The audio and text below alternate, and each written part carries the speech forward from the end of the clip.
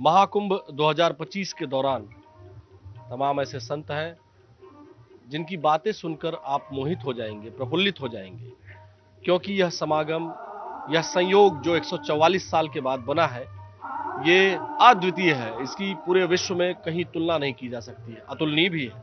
और हमारे साथ इस वक्त मौजूद हैं महामंडलेश्वर बाल योगी, बाल ब्रह्मचारी गोपी कृष्ण दास जी महाराज, जो अपने आप में संस्थान है। क्योंकि जहां तक महाराज जी को मैं जानता हूं, लंबे समय से, चाहे वो राजनीति की बात तो हम नहीं करेंगे, लेकिन श्री राम मंदिर आंदोलन हो या फिर भारत भर में जहां कहीं भी सनातन धर्म की बात होती है तो महाराज जी आपका नाम आता है। आज आप यहां हैं। इस बार का महाकुंभ कैसा है? इस बार का कुंभ, मैं कुंभ देखिए, ये 11वां कुंभ है मेरा।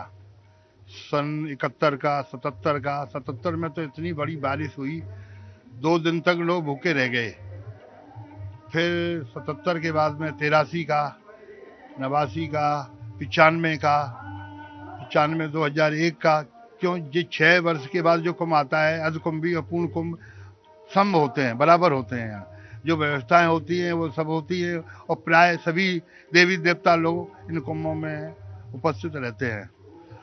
तो इस महाकुंभ के विषय में जो 144 साल बाद जो आया है, अद्वितीय है, जिसमें कि हमारे योगी और मोदी जी का बहुत बड़ा सहयोग है।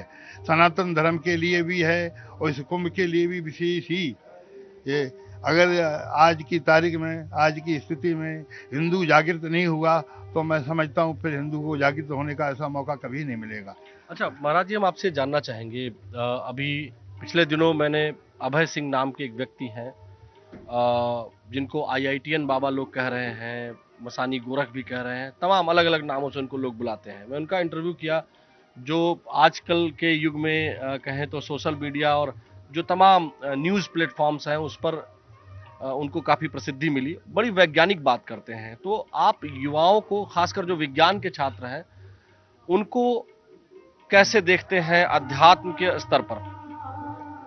देखिए, विज्ञान तो बाद में आया है। सनातन धर्म हमारा बड़ा प्राचीन है, जो करोड़ों नहीं अरबों वर्ष के इतिहास से जुड़ा हुआ है, बहुत ही प्राचीन।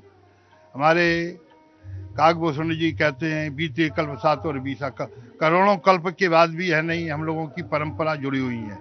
जैसे हम लोग वैष्णव संप्रदाय के हैं, हमारी गुरु परंपरा करोड़ों वर्ष से जुड़ी हुई है, आज से नहीं। इसी प्रकार से सनातन धर्म करोड़ों से, वैज्ञानिक तो बीच में आया चला जाता है, लोग जितनी जिसकी समझ है वो अपनी अपनी समझ के अनुसार व्याख्या करते हैं। लेकिन जो सनातन है, सत्य, और सत्य सनातन का मतलब है जो अनाद है, जिसका कोई अंत नहीं है। अनाद का मतलब अंत नहीं है। इसी प्रकार से ये युग के प्रभाव से और सनातन हमारे ये विज्ञान से तुलना प्राय लोग करते हैं, होती भी है। हमारी एक पुस्तक लिखी गई, क्यों, हर क्यों का उत्तर भी है। इसी प्रकार से भाई हम तिलक क्यों लगाते हैं, जनेऊ क्यों पहनते हैं, माला क्यों जप कर, सबका संविधान है, वो वैज्ञानिक के आधार पर भी लोग जोड़ते हैं। और है भी, हम लोग थोड़ा पुरानी पद्धतियों को भूलते चले जा रहे हैं, वैज्ञानिक आधार पर चले जा रहे हैं, इसलिए थोड़े से दुखी भी हैं।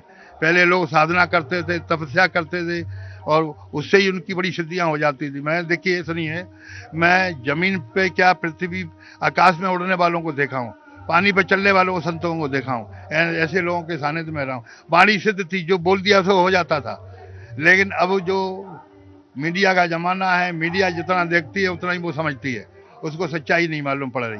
और सत्य बोलने वाला आज के युग में, सत्य ना बोलने की हिम्मत लोगों की, ना सुनने की। सत्य बोलने वाला आज के युग का पागल है, और सुनने वाला भी पागल है। इस बात को सर्व सत्य मानिए मेरी बात। ये आप आईआईटीएन बाबा से जोड़ के बोल रहे हैं? नहीं नहीं नहीं नहीं, उनको भी लोग पागल ही समझ रहे हैं बहुत लोग। नहीं नहीं, ऐसा कुछ नहीं है। देखिए, सत्य बोलने की कैपेसिटी नहीं है। सत्य बोलने वाला सड़क पे बैठने वाला होगा, किसी महल में और बैठने वाला नहीं होगा, कि 50 लाख की गाड़ी में चलने वाला नहीं होगा, वो फुटपाथ पे रहने वाला होगा। आप समझे? वो तो फुटपाथ पर ही है, किसी गाड़ी से नहीं चल रहे हैं। नहीं उनके चल, पास कोई गाड़ी, उन्होंने नौकरी भी छोड़ दी है, कनाडा में नौकरी करते थे, 5 साल से वो ऐसे हमारे बहुत लोग हैं। वृंदावन में हमारे बड़े बड़े डीआईजी, आईजी और जज लोग सड़क पे डोलते हैं। हम वृंदावन में, मैं वृंदावन रहता और हूँ। महाराज जी मैं आपको बताऊं, जिस दिन मैंने उनका पहली बार इंटरव्यू 11 जनवरी को किया था, वो वहीं बैठे हुए थे, एक पाइप थी उसी पे बैठे हुए थे। आमतौर पर उन्हें लोग पागल ही समझ रहे थे, उनके तरफ देख के हंस रहे थे। नहीं, ये तो स्वाभाविक ही है, लेकिन सच्चाई क्या है? बिना साधना, बिना तपस्या के सच्चाई आती नहीं है। जब तक हम साधना नहीं करेंगे, एक खेत में एक बीज डालते हैं तो ये नहीं है कि दूसरे दिन ही हमको उसकी फसल, ऐसा नहीं है। महाराज जी जब हम आपसे यहाँ आए, जो काल गणना आप बता रहे थे, वेदों में काल गणना के बारे में भी IITN बाबा ने बात कही, और उन्होंने ये भी बताया कि हमारे वेद में जो ब्रह्मा जी ने जो शब्द के बीच में जो आवृत्ति बनती है, चाहे वो गायत्री मंत्र की आवृत्ति हो या उसको कई 100 प्रकार से गायत्री मंत्र को गाया जा सकता है और उसके अलग अलग लाभ हैं। अलग उन्होंने ये भी बताया। तो आप क्या कहेंगे कि मतलब जो हमारी काल गणना है वो कैसी है? सर्व सत्य है। हम लोग करोड़ों वर्ष के इतिहास को बता देते हैं। सूर्य ग्रहण, चंद्र ग्रहण, कल क्या होने वाला है, वो काल गणना से सब जाहिर हो जाता है। ये ब्रह्मा जी का एक दिन क्या होता है? एक जो कहते हैं ना कि उनके लिए एक दिन का मतलब क्या है ब्रह्मा जी के लिए? देखिए, ब्रह्मा जी, एक ब्रह्मा 100 साल जीता है। ब्रह्मा का एक दिन 72 चौकड़ी होता है। एक चौकड़ी का होता है 43,28,000 वर्ष का एक चौकड़ी होता है। जैसे 72 चौकड़ी बीतते तो ब्रह्मा जी का एक दिन होता है। मतलब चतुर्युगी, 4 युग 72 बार बीतता है। कलयुग 43 लाख का, तब जाके ब्रह्मा जी का एक दिन होता है। एक दिन होता है। जब ब्रह्मा जी का एक दिन होता है तो ब्रह्मा जी सो जाते हैं, प्रलय हो जाता है। महाप्रलय नहीं, देवी देवता चंद्र सूर्य सब रहते हैं, लेकिन पृथ्वी जल में हो जाती है। अच्छा, इसीलिए कहा जाता है कि प्रयागराज में ये जो कल्प वृक्ष है तब भी जीवित रहता है, इसके नीचे जो है संत जीवित रहते हैं। संत नहीं, हमारे जो महापुरुष हैं वो जीवित रहते हैं। और यहाँ पर एक, जब महाप्रलय हो जाता है ना, तो एक नौका रहती है, उस पे हमारे एक महापुरुष बैठे रहते हैं, और उस पे जितना भी बीज है, बीज नष्ट नहीं होता है। बीज उस नौका में रहता है। महाप्रलय कब होता है जानते हैं? नहीं मालूम। 100 वर्ष के बाद होता है। 100 वर्ष ब्रह्मा जी का जब अंत हो जाता है तब महाप्रलय होता है। अब आइडिया लगा लीजिए, कल्पना नहीं कर सकते हैं। अब ये देखिए, सोचिए, पहले सुनिए, 43,72,हजार वर्ष को 72 बार जब करेंगे तब एक दिन होगा, और उसको भी जब 100 टाइम्स 100 बार गुणा करेंगे तब ब्रह्मा जी का 100 वर्ष हो जाएगा। नहीं, 365 एक वर्ष होता है। हाँ। इस आधार पर 100 वर्ष होना चाहिए। अच्छा, आप समझे? मतलब करोड़ों वर्ष के बाद। जी, अरबों वर्ष, अरबों वर्ष के बाद तब जाके पूरी पृथ्वी का विनाश। आप ये देखिए, ये जो लोग बार बार जो हॉलीवुड वाले पिक्चर बनाते हैं कि महाप्रलय हो गया, खत्म हो जाएगा, नहीं, ये कल्पना सबकी है। देखिए, असलियत क्या है पता है आपको? विश्व में किसी ने किसी भगवान को नहीं देखा, ना राम को, ना कृष्ण को, दुर्गा जी को, ये सब कल्पित है। हम शास्त्रों के आधार पर उनका चिंतन करते हैं। असलियत ये है, किसी ने देखा हो कि राम को देखा हो, कृष्ण को। हम कहते हैं 500 वर्ष का इतिहास हमको नहीं मिल पा रहा है। वो स्वामी तुलसीदास जी का असली चित्र नहीं मिला हम लोगों को, स्वामी रामानंदाचार्य जी का चित्र नहीं मिला, असली चित्र। तो मैं यहाँ थोड़ा सा कहूंगा, मेरे पास है गोस्वामी तुलसीदास जी का असली चित्र, काशी से मेरे पास है।